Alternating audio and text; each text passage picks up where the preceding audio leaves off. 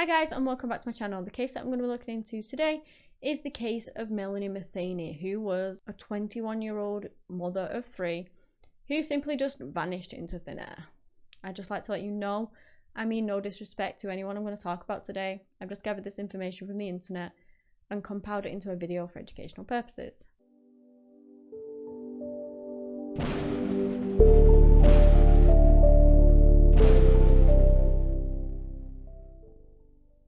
Melanie Metheny was born on the 21st of June in 1985 to parents Debbie and Jimmy Metheny in Belle, West Virginia. She went to Riverside High School and she had these dreams of becoming a nurse. At the age of 16, she went on to have her first son, who she named Ryan. His father was a man named Michael, and after she'd had him, she instantly felt like she had found her purpose as being a mother. She adored that little boy. She then went on to have another son and a daughter with her next partner, a man named Matt. So she had a first son who, as I told you, was called Ryan. He was about 4 years old, I believe, when she went missing. She had Nathan, who was around about 3 years old, and her daughter was called Hannah, who was just over the age of 1, I believe. Ryan actually lived with his father, and the 2 other children lived with Melanie. She was so young with 3 kids that she absolutely adored. She worshipped them children. They were her everything. Yes, she wanted to have a career and be a nurse, but they meant the absolute world to her. And she had a really good support system. Being a young mother of 3 children, it can be really, really difficult, but both fathers were very involved in the kids' lives. Her parents and grandparents were very involved, and she just had this really, really good support network around her. She did end the relationship with Matt about 6 months before she went missing, but by all accounts the pair stayed really friendly, and at this point Melanie was still attending her classes to further education in the attempts of becoming a nurse. She met a new boyfriend called Jared Davis. The pair dated, they got closer, and eventually she moved in with him in this apartment with Jared and Harley, his 9-year-old little girl. Part-time, kind of, because she also stayed at her brother and sister's house, so she partially lived at Jared's house and partially lived at her siblings' house, and that was because she was trying to save up rent to rent her own house. On the 18th of July, Melanie's grandmother Sandra dropped off Hannah and Nathan at her apartment just before 9 AM. They'd basically stayed over at hers the night before and she was just dropping them off. Melanie stood there, she chatted with her grandma at the door for a little while, and then Sandra left. Jared said that everything seemed fine that day, they hung out, and then they later on went to bed. So there's some inconsistencies with things that happened that day. It's not been fully confirmed properly, I don't think, so I've gone with the one that's most prominent. So Melanie supposedly spent time with her half-sister Stephanie Campbell and a man named Chris Arthur, who was Stephanie's friend. She took her kids, it's thought that they all went to the park together near Charleston Moose Lodge, and then eventually they went back to her sister's house, which is where she actually lived half of the time. As I told you before, she split her time between the 2 houses. Whilst there, Stephanie's boyfriend, Justin Brown, apparently came round, and they all hung out together for a while. Around about up until 7:30, I believe. At some point during the night, Stephanie speaks to her sister, and she speaks about asking her if she'll come with her tomorrow, but it's not known why she said that.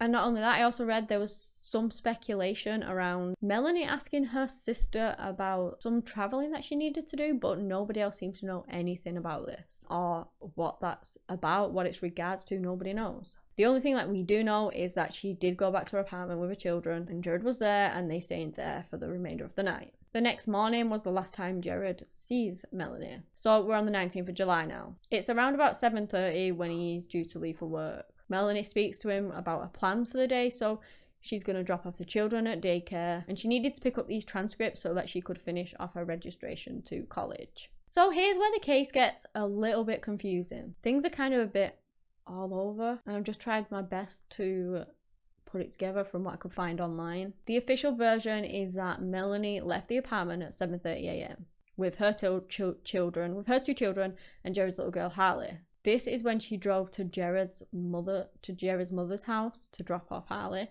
And that was only about 5 minutes away from the apartment, so it wasn't very far. So she drops Harley off with her grandmother, and she chats a little bit to Jared's siblings before she leaves. Let me just say here, that is where the confusion is, because neighbours remember seeing her with 3 children in a car which would mean that Harley was there at the time. But Harley has claimed that she was dropped off first, and so when the neighbours would have seen this car, there should have only been 2 kids in it rather than 3. And it's not really known what's what, but like I said, the official story is that she dropped Harley off first, which would make more sense because it was 5 minutes away. So why would you not just drop her off and then take the children to daycare, which was a bit further away? That is what is said to have happened. But again, we're dealing with children. Harley said that she was dropped off first, but she was only 9 at the time. All it really does is they're only 15 miles apart. It just changes the direction that she was heading in. So I'm not really sure if that has anything to do with her disappearance, but I just wanted to let you guys know all the details. Anyway, this is when Melanie then drove back to her hometown and went to the country kids daycare centre to drop off her children. She speaks to the receptionist. She assures the receptionist she'll be back at 12 to pick up her children. She also mentions the transcripts that she needs to go and collect once more. She's told Harley's grandmother this too, so that's 3 people she's mentioned these transcripts to. She was going to go and collect them. That was her plan for the day, and the receptionist said she seemed fine, there seemed nothing wrong. At 9 AM, a phone call was made from Melanie's phone, and it was to a body workshop called The Wreck. She needed some work done on her car, and so she had an appointment, and she was ringing to confirm this appointment.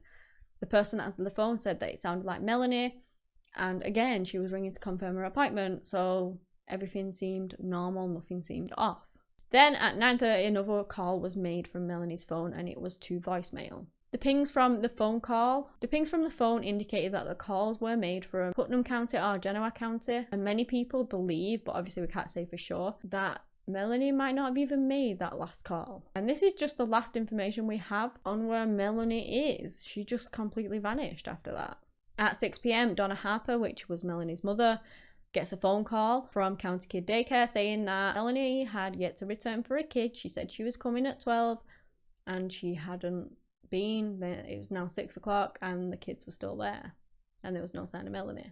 She called all around the family immediately because that was not like her at all. Everyone knew it and everyone began instantly worrying because she adored these kids. They were her everything. She would have never in a million years left them at the daycare. She would have gone and collected them at noon like she said she was going to. So where was she and why hadn't she collected her children?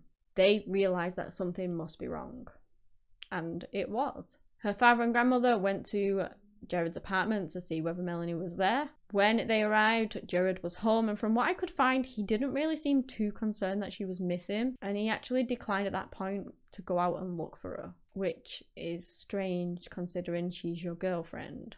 Regardless of that, Melanie's family and friends began looking for her, but they just couldn't find her anywhere. Police were informed of a missing woman. Of course, they began their investigation. They began searching. They put it out in the media. The story gets out, and there's just a lot of people out there looking for Melanie. And over the next few days, the searches would just grow and grow in size. Posters were made along with information on her car, and people would go out and distribute them everywhere too. The family and friends were out day and night looking everywhere they could, but they just couldn't find anything. 4 days pass, and on the 23rd of July, Melanie's golden tan 1998 Chevrolet minivan was found 3 miles away, parked at the intersection of Wyoming Street and Bering Avenue. This was around 15 minutes away from the daycare centre. Now, one of the residents did come forward and state that the van had actually been there since 2 PM on the day that Melanie had actually gone missing. But the area was well known as kind of a lot of drug activity in that area. Cars, unknown cars would be there a lot, parked there a lot, and the people just didn't put together this missing woman and the car that had been sat there for a while. So at 2 PM was 5 hours after the last phone call was made from Melanie's phone. The doors were locked, the van was intact. When they got inside, they found a CD player, CDs, cameras, and a Bell's police contact. The only items missing were her purse with her credit cards and her phone. No evidence of her whereabouts were uncovered at the scene, but several items were found on the front seat of the minivan, including a piece of paper with a phone number and a notation for a house for sale that said 3 bedroom, 2 bath, 15,000. The police sent the van for forensic testing. However, they came up with nothing. Many people believe that it had actually been wiped clean of fingerprints. So that put the police and Melanie's family nowhere closer to finding what had happened to Melanie and where she'd gone. They didn't know whether somebody had dropped off the car there. They just didn't know anything at all. The police spoke to the Ghana Career Centre at West State University to see if the day that she disappeared, whether she'd picked up the transcripts like she mentioned to so many people, but nobody recalled seeing Melanie at either of the locations, and it just simply came up with more questions than answers. As more time passed, the family got more and more concerned, rightly so. Melanie, as I said, was very committed to her children.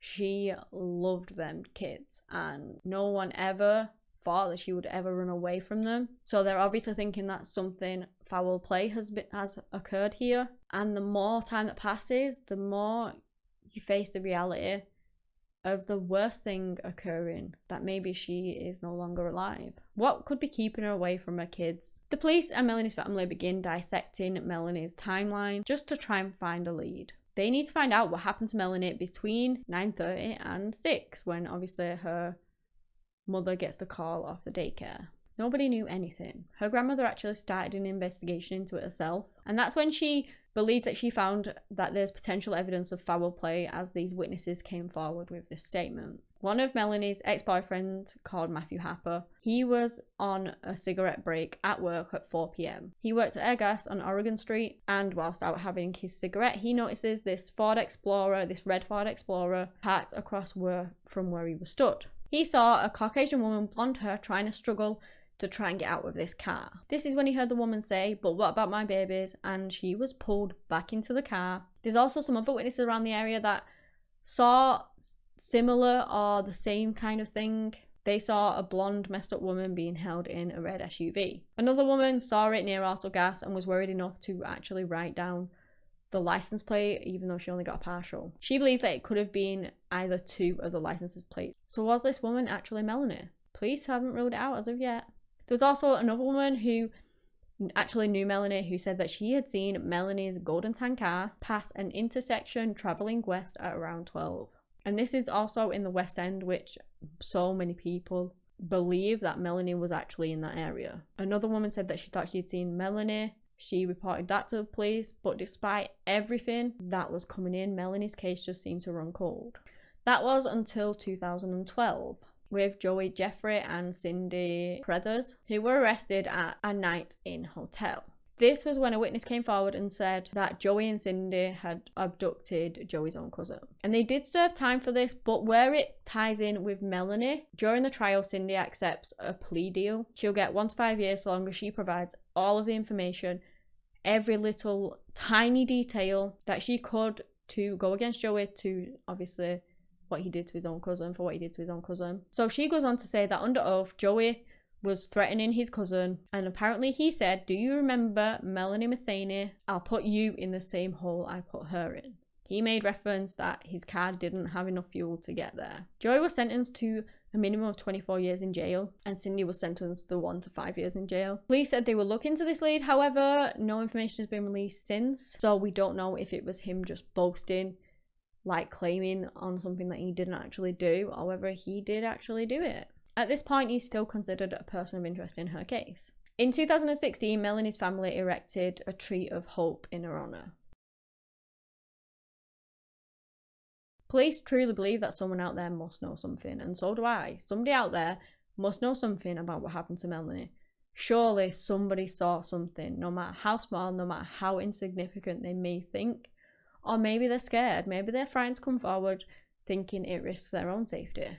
I just hope that if that is the case, that maybe one day they can put aside the fear, which I know is really difficult. Obviously, if you're scared for your own life, you know, you don't want to get involved sometimes, but maybe they could put aside that and maybe come forward with any information they might have. It's just tragic to think that her parents lost a daughter, this loved family member. Her 3 young children lost their mother. They were such a young age, they probably don't have many memories of her, and she adored those kids and she never got the chance to see them grow. And it's just tragic. It just breaks my heart. And they have to grow up without a mother. Melanie's family still have no idea what happened to her, if she's even still alive or not. It's the hope that spreading these kind of cases brings more awareness to them, and that's obviously what I want to do. If there's anything you may think that could be helpful, even the most minuscule of things, then please contact the relevant authorities and just let them know. It could be the tiny bit of information that they need to crack the case. I don't think anybody really believes that she just upped and left her children behind. Personally, I think that something must have happened to her, that she was a victim of some sort of foul play. I really don't believe that she would have left them willingly, but that's just my opinion. Whether she has been murdered or whether she's been held captive somewhere, maybe was put into sex trafficking or something like that, I just don't know. We just don't know what happened to her. What do you guys think happened to Melanie? Let me know in the comments below. But yeah, that's it. That's the end of the case. So if you guys have any more suggestions, let me know. I'll look into them for you. Give me a big thumbs up and subscribe to my channel for similar content. Anyway guys, that's all I have today on the case of Melanie Metheny. Thank you so much for watching, and until next time, bye.